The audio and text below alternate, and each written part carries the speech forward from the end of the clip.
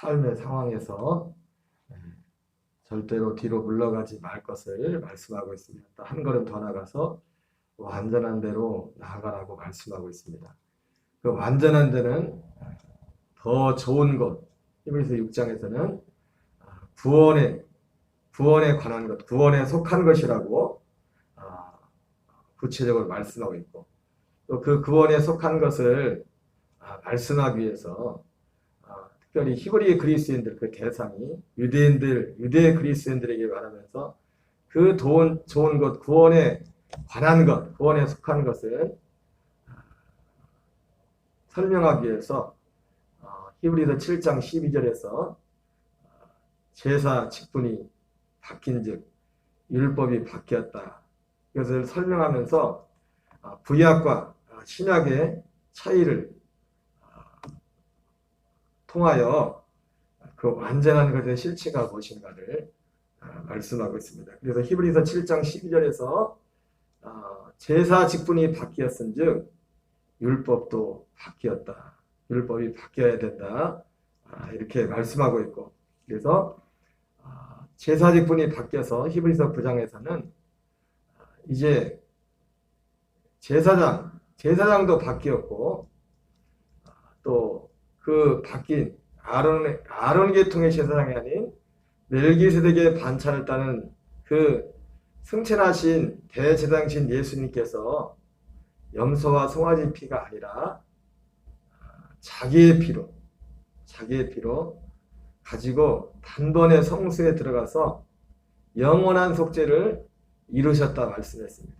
제사 직분이 그렇게 바뀌었고, 그 제사 직분이 바뀜으로 또한 그 율법도 바뀌게 되었다. 그래서 에레미야 31장 31절부터 34절에 나오는 그 예언의 말씀 그대로 히브리서 8장과 10장에서 그 새 언약에 대해서 말씀하고 있으면서 히브리서 9장 15절에서는 바로 예수님께서 오신 것을 이러한 새 언약의 중보자로 이 새 언약을 성취하기 위해서 오셨음을 말씀하고 있고, 히브리서 9장 28절에서는 다시 한번 종합적으로 이와 같이 그리스도께서도 우리 죄를 위하여 단번에 들이심으로 많은 사람을 들이신 바 되셨고, 죄와 상관없이 구원에 이르기 위하여 자기를 바라는 자에게 두 번째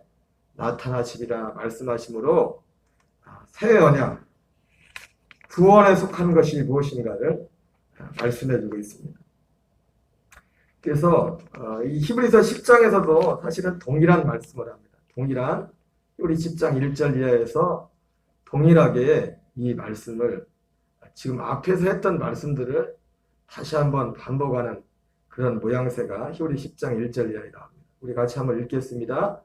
율법은 장차올 좋은 일의 그림자일 뿐이요 사명상이 아니므로 행하다 늘 드리는 같은 제사로는 나오는 자들을 언제나 온전하게 할 수 없느니라.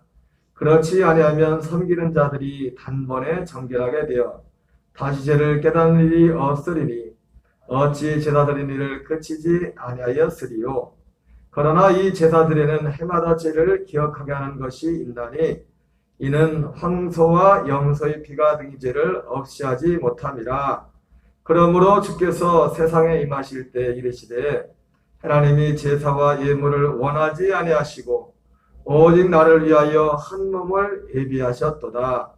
번제와 속죄제는 기뻐하지 아니하시나니 이에 내가 말하기를 하나님이여 보시옵소서 두루마리 책이 나를 가리켜 기록된 것 같이 하나님의 뜻을 행하러 왔나이다 하셨느니라.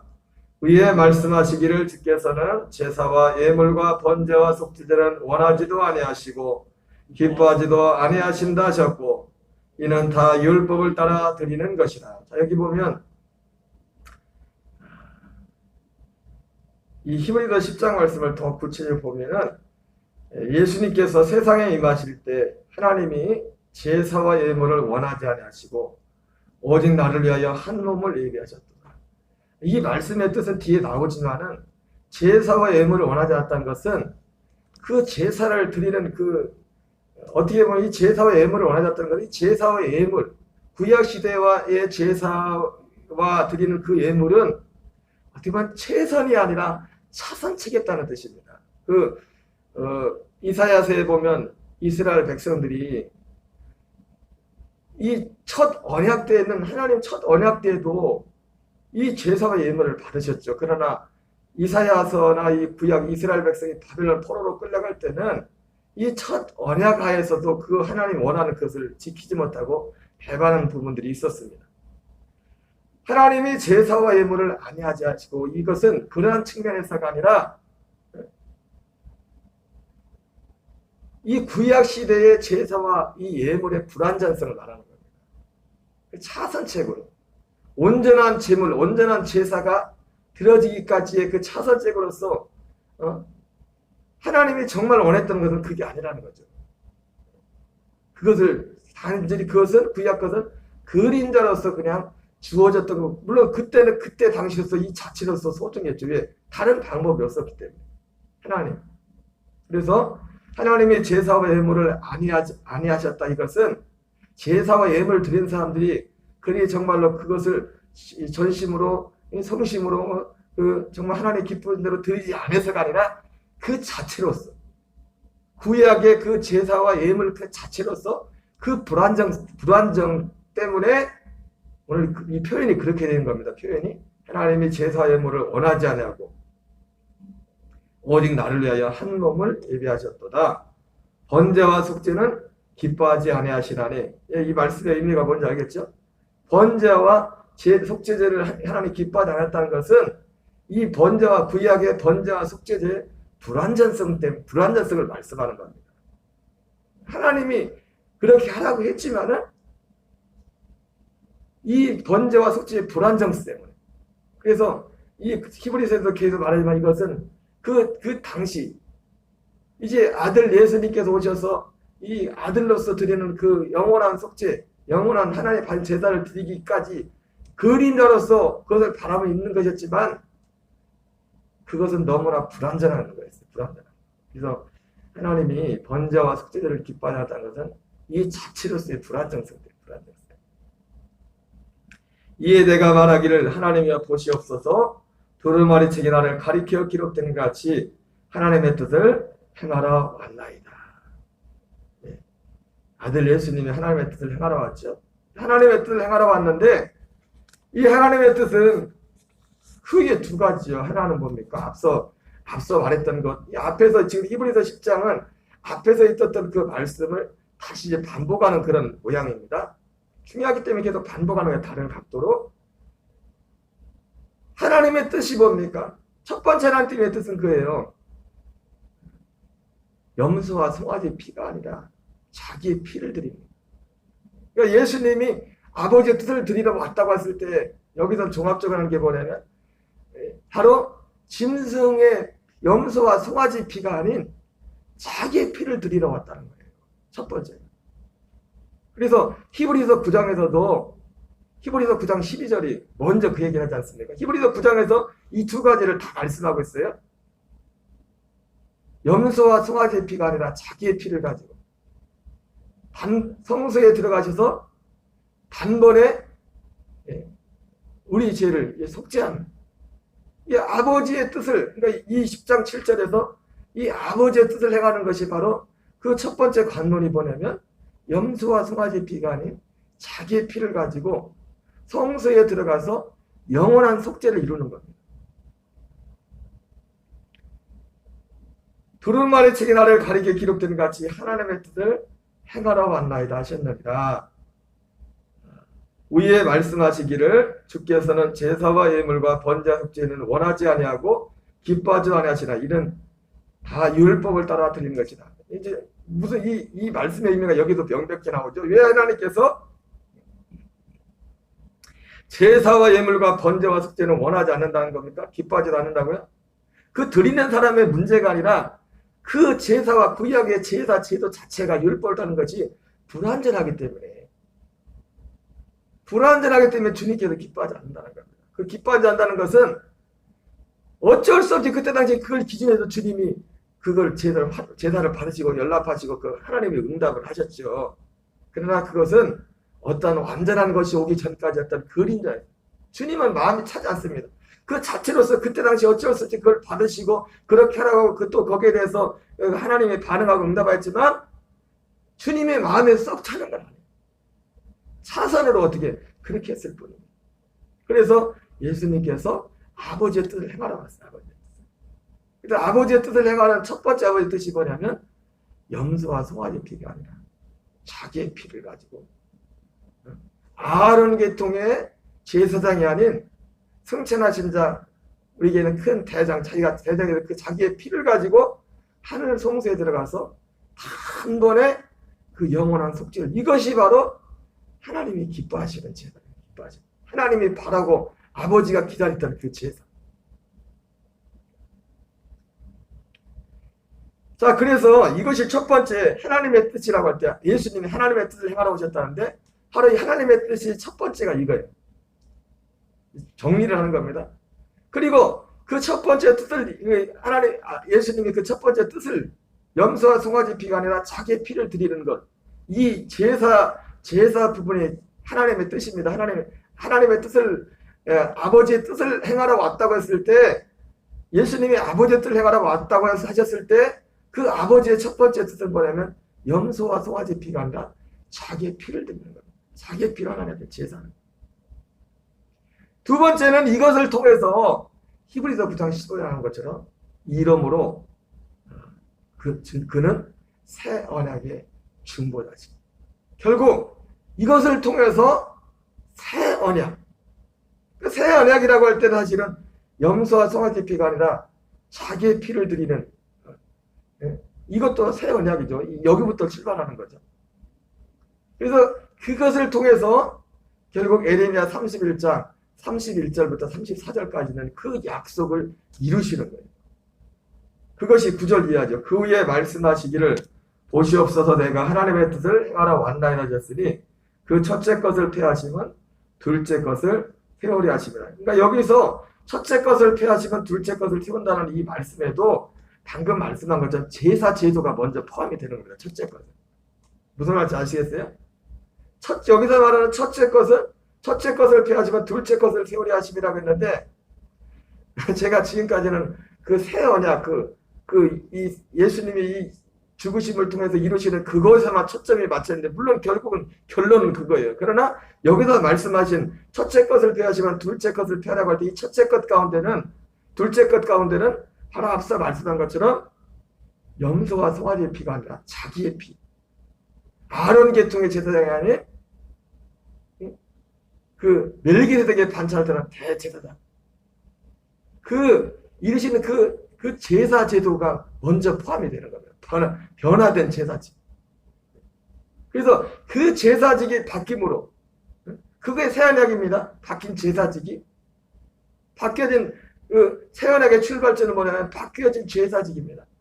그래서 제사직분이 바뀌었으면 히브리서 7장 10절에 율법도 바뀌어야 돼요. 첫째 것을 폐하시면 둘째 것을 세우려 하심이라.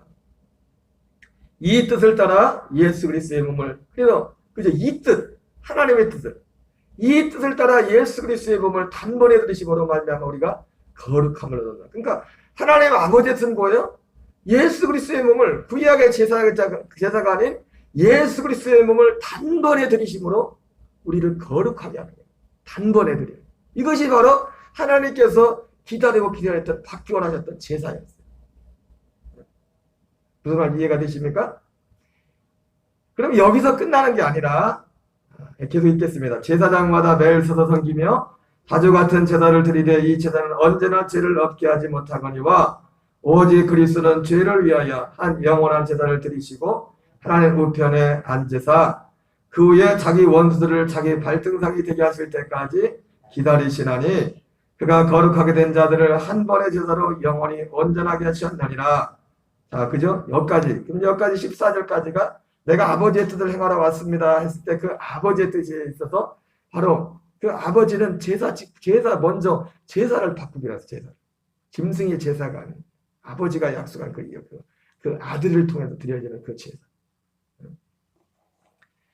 그래서 결국 이것을 통해서 이러므로 그는 새 언약의 중보자시니 히브리서 9장 12절 이하의 구조가 똑같이 나옵니다. 그가 거룩하게 된 자들을 한 번의 제사로 영원히 온전하게 하셨나니라. 그 다음에 15절부터 읽겠습니다. 또한 성령이 우리에게 증언하시되 주께서 이르시되 그날로는 그들과 맺을 언약이 이것이라 하시고 내 법을 그들의 마음에 두고 그들의 생각에 기록하리라 하신 후에 또 그들의 죄와 그들의 불법을 내가 다시 기억하지 아니하리라 하셨으니, 여기는 이 히브리서 8장은 예레미야 31장 31절부터 34절까지 전체를 다 그대로 인용했어요. 근데 이 히브리서 이 10장에서는 4절 중에서 한 2절 정도만 인용이 된 것 같습니다. 바로 이것이 또 동일하게 이 구조가 10장에 나오는 구조가 히브리서 9장에서 말씀하신 구조, 그 말씀의 표현은 좀 다르지만 히브리서 9장 12절에 염소와 송아지 피가 아니라 자기의 피를 드렸다. 제사 직분이 바뀌어, 제사가 바뀌어. 그 제사, 바뀌어진 제사, 염소와 송아지 피가 아닌 자기의 피가 새 언약입니다. 새 언약의 출발입니다. 예? 그리고 그 새 언약의 피, 새 언약의 출발이 자기의 피, 그리스도의 예수님의 피가 새 언약의 출발인데, 바로 예수님의 그 피는 그러므로 그는 새 언약의 중보자시. 그 새 언약의 첫 번째, 자꾸 또 첫 번째 사람의 율법만 먼저 생각하는데, 예수님이 그 짐승의 피가 아닌 그의 피를 통해서, 그 중보를 통해서 우리에게 결국 이루어지는 것이 예레미야 31장 31절부터 34절까지 약속했던 그 언약, 그 언약을 이루시겠다는 겁니다. 이것이 바로 아버지의 뜻을 이루시. 내가 아버지의 뜻을 향하, 물론 결과적으로 말하면 전에 했던 말씀과 똑같은 말씀이죠. 내가 아버지의 뜻. 그러나 여기 히브리서에서는 더 구체적으로 그 예레미야 31장 31절부터 34절까지 그 새 언약을 이루기 전에 예수님 자신이 새 언약으로 오셨다는 거예요. 그분 자체가 새 언약이에요. 그분이 오셔서 해가는 모든 것 자체가 새 언약. 예. 하나님이 제사와 예물은 원하지 않는다. 네. 그것은 온전한 게 못 됩니다.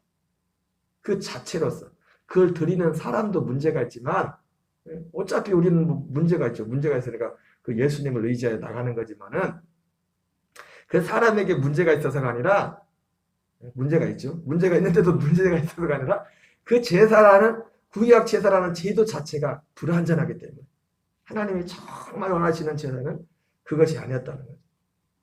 또 그죠? 그래서 이 예레미야 히브리서 10장 16절 17절에 바로 이 새 언약을 이루기 위해서 예수님은 새 언약의 중보자로 오셨고, 그래서 죄와 상관없이 자기를 바라는 자들에게 두 번째 나타날 것이라고 말씀했습니다. 계속 있습니다. 이것들을 사하셨은즉 다시 죄를 위하여 제사 드릴 것이 없느니라. 그러므로 형제들아, 우리가 예수의 피를 입어 성소에 들어갈 담력을 얻었나니 그 길은 우리를 위하여 휘장 가운데로 열어놓으신 새로운 살 길이요 휘장은 곧 그의 육체니라. 또 하나님의 집 다스리는 큰 제사장이 계심에 우리가 마음의 뿌림을 받아 악한 양심으로부터 벗어나고 몸은 맑은 물로 씻음을 받았으니 참 마음과 온전한 믿음으로 하나님께 나가자. 또 약속하신 이는 미쁘시니 우리가 믿는 도리의 소망을 움직이지 말며 굳게 잡고 서로 돌아보아 사랑과 선행을 격려하며 모이기를 편 어떤 사람들의 습관과 같이 하지 말고 오직 권하여 그날이 가까움을 볼수록 더욱 그리하자.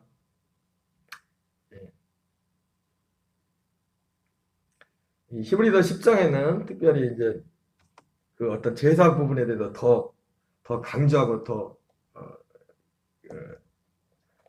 많은 부분을 할애하고 있습니다. 그러나 이것 결국 이 예수님이 이 염소와 송아지 피가 아니라 자기의 피, 자기의 피. 엊그제 간증하신 목사님이 복음의 두 바퀴를 말씀드렸죠. 복음의 두 바퀴. 저는 이 히브리서를 보면서 복음의 두 바퀴는, 히브리서가 말하는 복음의 두 바퀴는 뭐예요?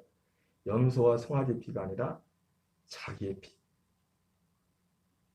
첫 번째 바퀴. 두 번째는 뭐예요? 모세의 율법이 아닌 새 언약. 이것이 복음입니다. 이것이 복음.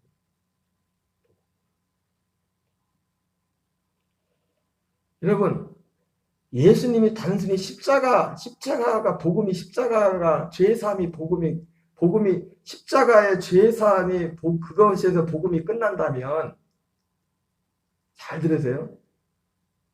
구원은 믿음으로 받고 행함으로 상급을 받는단 말이에요. 그 말이 거기 맞아요. 그러나 복음은 뭡니까? 결국 예수님의 십자가의 제사는 시작돼서 어디까지 가는 거예요? 새 언약을 이루는 거예요. 이게 복음이에요. 그럼 복음은 뭐냐? 그러면 복음은 뭐냐면 복음을 산다는 것은 그 새 언약 안에서 사는 거예요, 그냥. 그 자체가 상이라고 그렇게 살면 그 안에 살면 당연히 행함이 나오죠. 그 삶에서, 그 안에서. 우리가 이 지식을 갖고 있을지라도 진짜 믿음을 산다는 게 뭡니까? 오직 믿음이에요, 오직 믿음. 오직 믿음이, 십자가를 오직 믿음으로 내가 죄사함 받는다. 이게 복음이 아니라 이건 출발이고, 오직 의인은 믿음만에 산다는 게 뭐예요? 이 새 언약을 믿음으로 그 안에서 산다는 겁니다. 그 생명을 산다는 거예요. 어제 잠깐 간증하신 뒤에 두 번째 간증하신 그 사모님이 참 좋은 표현을 하셨는데, 어떻게 하나님의 소리인지 어떻게 하냐고 그렇게 물어봤어요. 어떻게 하나님의 소리인지 안다고 했어요? 하나님의 소리인지? 나한테는 그런 생각을 나는 그런 의인이 아니라는 것이. 그 생각을 줬는데도, 그렇게 막 갈등하고 있었는데, 나는 그런 생각을 할 만한 의인이 못 된다는 거예요. 믿음으로 산다는 게 뭡니까? 그게 믿음으로 사는 거예요. 그 소리를 듣고 사는 게. 그것만 믿음으로 사는 거예요. 그것만. 그러니까 믿음으로 그게 믿음으로 구원받는 거예요, 그게. 그 안에서 하나님의 마음이 나오는 게, 하나님의 생각이 나오는 게 구원이라고. 내게선 하나님의 생각이 나올 수 없다니까요. 만물보다 심히 부패하고 더러운 것이 사람의 마음이 누가 알려면 내 안에선 함께 사는 가족도 뭐 별관 가지고 용사 좀 하고 일주일이 가고 한 달 가고 그러는데 내 안에는 선한 게 나올 수 없다니까요. 믿음으로 산다는 것은 오직 이 새 언약 안에 사는 거예요. 사람들이 그러니까 처음에는 그렇구나. 그 일주일이나 갑니까? 누가 그 감동받은 게 저렇게 살아야지. 어떤 방향을 들을 수 있지. 지금 내 안에서 말씀하시는 그분의 그 마음, 그분이신 그 마음으로 사는 게 믿음으로 사는 거예요. 여러분, 구원은 믿음으로 받고 상급을 행하거나 아니에요. 그럼 복음을 십자가에 만드는 거예요. 그러나 성경 우리가 보면 십자가의 도를 새 언약을 여기도 부분한 새 언약이 짐승의 피가 아니라 자기의 피, 예수님의 새 언약입니다. 자기의 피를 드리는 것이, 그리고 그걸 통해서 새 언약을 이루는. 우리 어제 그 사모님이 간증처럼 나는 그런 존재가 못 된다니까. 나는 말하는 사람 자체는. 그분도 표현은 그렇게 했지만 그분이 그분 안에서 그 주님의 마음이 나타난 거예요. 주님의 생각이 이게 구원이라고요. 이 약속 안에 사는 게 믿음으로 사는 거라고요. 응? 어떤 한 면을 가지고 사모님이 어떤 한 부분에 하는 것도 그 부분을 간증을 했지만은 모든 면에 있어서 바로 주님의 그 생명이 나타나는 것. 생명으로 살아가는 것. 이게 믿음으로 사는 거예요. 그래서 복음은 오직 하나예요. 오직 복음을 믿음으로.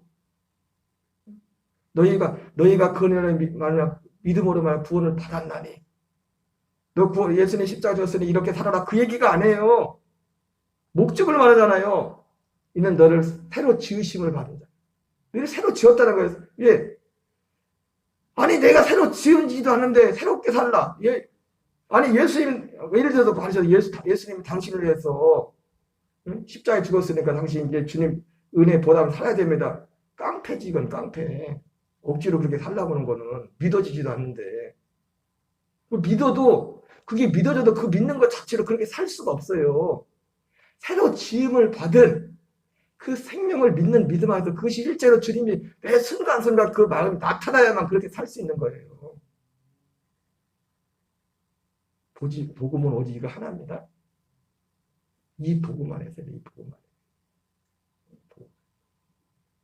그래서 누구를 흉내내려고 하는 게 아니고 그건 알 수 있죠. 저분 통해서 주님이 나타나서 이렇게 살 수 있는 겁니다. 우리도 우리 안에 주님이 나타나는 게 무엇인가? 그걸 찾아서 우리가 그 안에 살기를 힘쓰고 그 은혜를 구하고 자기를 바라는 자에게 두 번째 나타나시라고 말씀하고 죄와 상관없이 자기를 바라는 자에게 두 번째 나타나시라고 말씀하지 그 말씀을 사모하며 그럼 우리는 그걸 의식하면 결과 우리가 그렇게 뛰어나냐도 우리가 분별이 되잖아요. 우리 스스로가 내가 지금 육신 가운데 지금 있는지 그 분별이 되지 않습니까? 우리 주기도문을 마치겠습니다. 하늘에 계신 우리 아버지여 이름이 거룩히 여김을 받으시오며 나라의 마옵시며 뜻이 하늘에서 이루어지는 것 같이 땅에서 이루어지이다. 오늘날 우리에게 일용할 양식을 주옵시고 우리가 우리에게 죄 지은 자를 사하여 준 것 같이 우리의 죄를 사하여 주옵시고 우리를 시험에 들게 하지 마옵시며 다만 악에서 구하옵소서. 대개 나라와 권세와 영광이 아버지께 영원히 싸움나이다. 아멘. 주여 주여 주여.